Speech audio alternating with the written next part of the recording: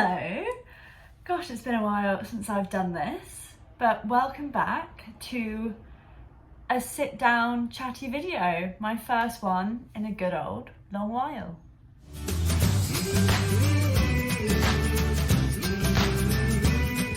So I've been wanting to make this video for a while, but things keep cropping up and I make a video on that or like whatever, something just happens, I haven't made it. But essentially I want to talk about some of the shows that I've seen recently and talk about how amazing they were or just say what my opinion on them was. But because I've been talking about doing this for so long, the shows I keep wanting to talk about keep closing because their time in the theatre is done.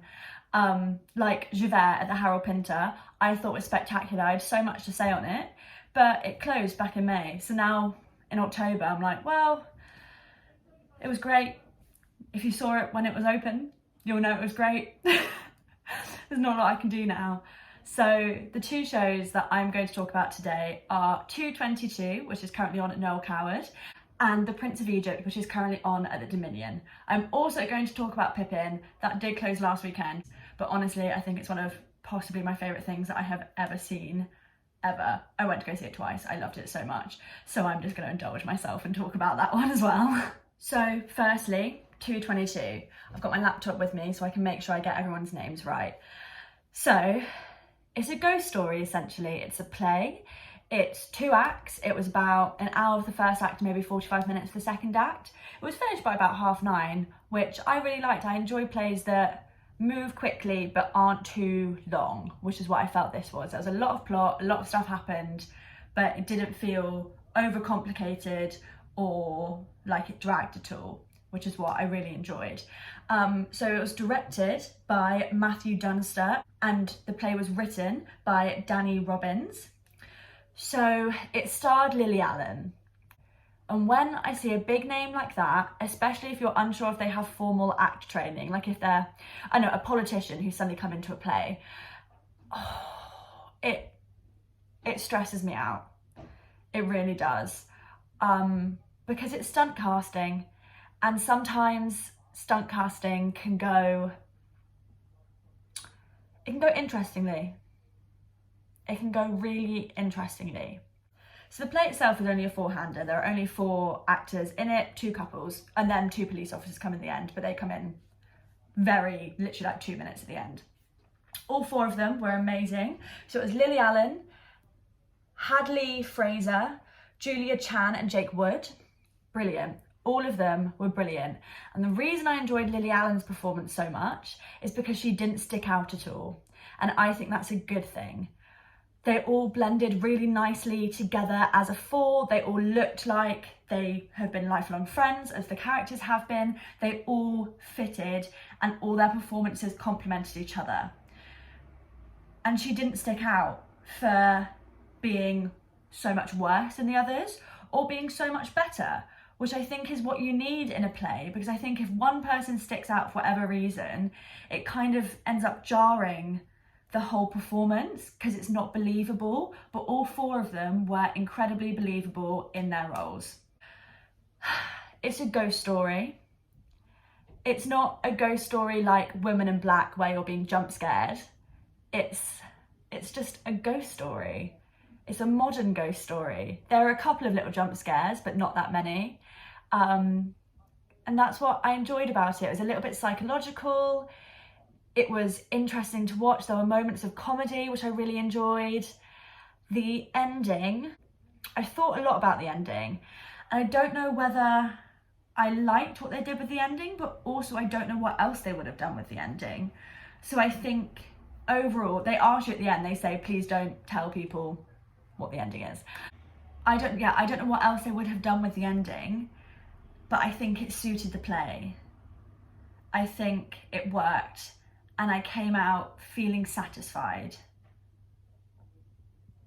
And that's all I'm gonna say about the ending. Other than that, the writing was really good, the direction was really good, it felt very naturalistic, it all just worked really well as a whole entire piece. I got my ticket for £15. I was sat right up at the top. But if you're a student like me and you just want to go and see a good play for not that expensive, have a nice evening out, take yourself a little self date, which is what I did. 15 quid, pretty good. The most expensive seats were like the typical 70, 80, 90 odd. But I didn't feel like being up high affected the performance at all, because I was like looking down on everyone, so I got to see a full view of the stage. You couldn't quite see their faces that much just because you were further away, and also my eyesight, I think, is starting to get a little bit dodgy. We'll deal with that on another day. But overall, definitely worth it. And I think I would have paid more than I did actually pay for my ticket. I enjoyed it that much. The second show I'm going to talk about is The Prince of Egypt, which is currently on at the Dominion in town. It's music and lyrics by Stephen Schwartz. The book is by Philip Lazibinic. I'm not quite sure how you pronounce his name. And it was directed by Scott Schwartz, who is Stephen Schwartz's son, and choreographed by Sean Cheeseman. Love the name, brilliant. So this is very different to 222. This is big West End musical. The setting, the lighting, the staging was incredible, actually brilliant. The way the set's designed, the way they used not only people on the set, but also objects that were brought in and used, like building blocks of the pyramids, the lighting. I was watching it like, this is a dream. This is spectacular. I love this. I was enjoying it so much. The opening number is about maybe like 7 to 10 minutes long. Felt like I died and gone to heaven. It was great. I was brilliant, absolutely brilliant. Just everything that was going on stage, I didn't know where to look, and I loved it. The first half of Act 1 needs some work. I'm gonna say that. So I'm gonna give you a little bit of a spoiler about the story now, but it's the Prince of Egypt. It's in the Bible, so you've had like, what, however many thousands of years, 2,000 years to read it, so you should know what happens by now. Saying that like I've ever read the Bible. There's also a cartoon version of it, which the music was also done by Stephen Schwartz for the film, and that obviously has now inspired the show, and they've added more music and everything to it, which was in late 90s, 98 I think the film came out. It's DreamWorks. So Moses is living as a Prince of Egypt, and he's dossing about. He's the younger son, so the older son has all the responsibility because he's going to become pharaoh one day, and Moses is just kind of chilling. He's essentially Prince Harry of his time. And halfway through the first act, he realizes that he's not truly a Prince of Egypt, that he was found as a baby, and that his people that he originally came from, his mother, his sister, his family, are all actually the Hebrews who are currently enslaved by the pharaohs. And at that moment, everything changes, and he's found his purpose, and he goes off on this incredible journey to free his people, essentially. Well, the first half of the first act, when he's kind of pissing about, basically, I understand why it had to be there, because you have to set him up as a character, so he then has the ability to change and drive the story forward. But they could have cut a good 20 minutes out of that section. It was eggy. It really was. It was eggy at some moments. Some of the songs, I was sat there like, this is interesting. This is an interesting concept. Okay. Right, when is the story going forward? Okay, right, we've got another song basically saying the same thing. Okay, cool. Nice. Right. But then, when it did get going, it was gorgeous. It was powerful, it was emotive, it was, gorgeous. The absolute standout bit of Prince of Egypt for me was the ensemble. They were incredible. It's a hugely ensemble-driven show. I would consider it on par with things like Hamilton. They are constantly on, they are constantly moving the story forward. They make up the set a lot of the time. At one point they had a temple wall which was made of people, and the lights were being projected onto them, which I thought was brilliant. They were making thrones, they were the chariots, like the ensemble and the dance work they were doing, it was all contemporary dance. They were a river at one point. Oh, it was gorgeous. It was so, the choreography, which was, let me check, which was Sean Cheeseman, brilliant. Such incredible work, absolutely loved it. I will never get over the ensemble. They were the absolute highlight of the show for me. Brilliant. The second act as well, when things really get going, the lighting, especially when the plagues come in, the lighting on just everywhere on the stage was spectacular, absolutely gorgeous. And then when If You Believe happened, which is about halfway through the second act, I was in floods. It was so gorgeous, so simply done, so effective. Oh, if I could just watch that again and again and again, I would. I was crying. I was crying so much. I loved it. It was brilliant. Prince of Egypt is going to be on at least till Christmas. I don't know if they have a closing date yet. I think they do, but you've got a good maybe month, 2 months to go see it. I think it's definitely worth going to see. I was in the back row again. My ticket was £20, maybe 25. And because the Dominion is such, it's an old cinema, so it's a very wide theatre. It's only 2 levels, very wide. We had a brilliant view of the stage, even though we were far back, because we didn't feel up high. And yeah, really good. Definitely worth going to see. I think it definitely has a future.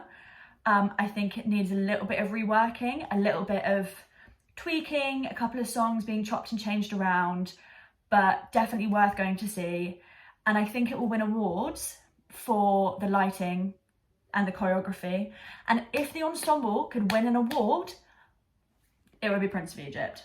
If you go see it for nothing else but the ensemble, go see it. And finally, Pippin.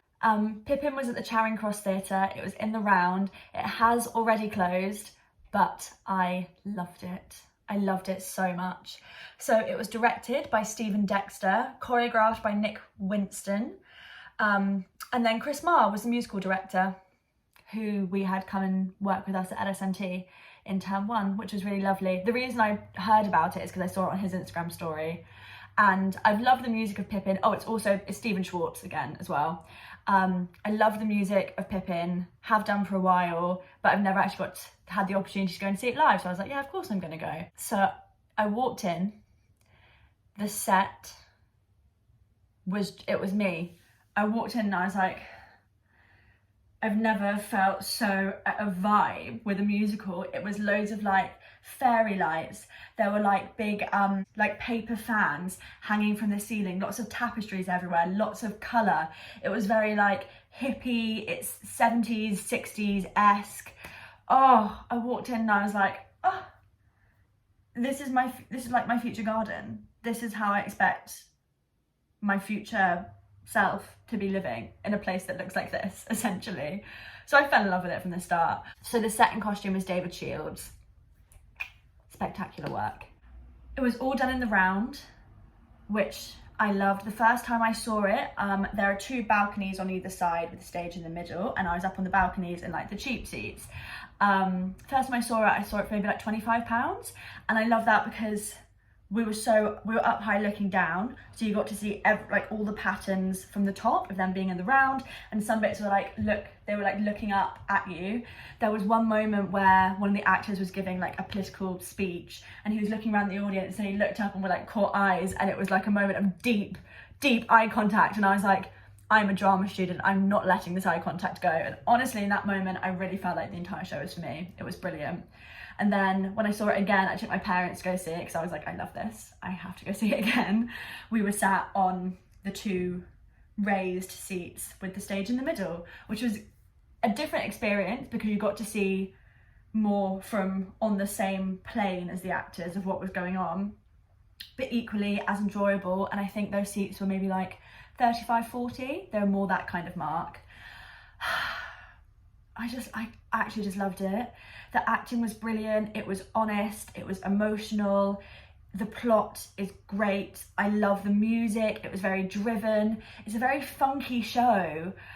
The choreography was exceptional. It was just, I actually don't have a bad word to say about it. I've seen it twice and I normally if I go see something a second time, I can start to pick little faults in it, but I actually can't. It was brilliant. They were all standout actors. It was incredible.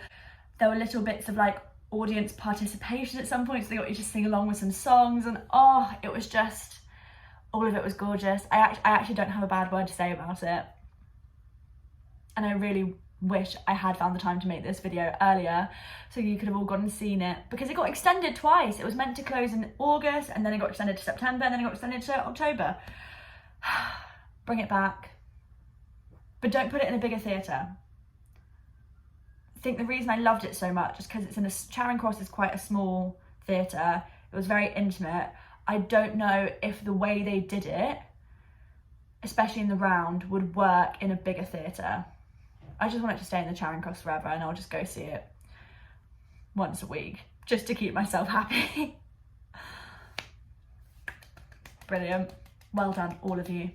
So yeah, those were 3 shows that I've seen recently, 2 of which are still on, that I think are really valuable shows to go and see for theatre students, and also enjoyable shows to go and see just for anyone. I thought they were all really good, obviously for the reasons that I've said.